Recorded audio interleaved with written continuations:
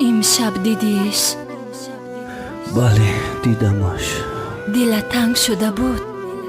دلم برایش تنگ شده است، ولی این فقط از دور بود. همینشم برایم کافی است.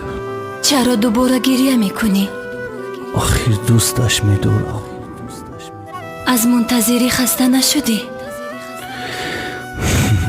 نه، ولی او در فکری تو نیست. این برایم مهم نیست. تو حتی به دیدن عکسش هم روزی؟ بله. ولی او در آغوش دیگر کس خوش است میدونی؟ خوشبختی او رو میخواهم. تو دیوانه شدی مگر؟ بله دیوانه‌ام، دیوانه او. ای کاش او هم تو را همین قدر دوست می داشت. افسوس. ای کاش در آغوش خودم می بود. دیلم خوش شد ای قمر، به وفاگی میکنی مرا مسوز در قمر، چی جداگی میکنی.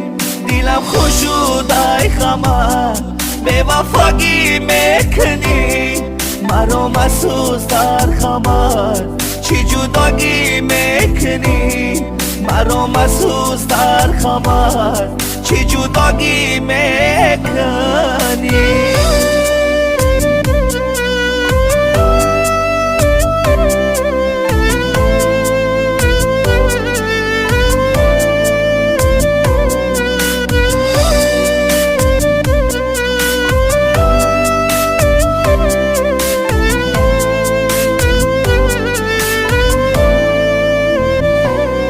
مرم ایا خوشم کی عمر به تو میسوزم، اگر روی با دیگره دل و جانی ما میسوزد، تنی تنها میگذاری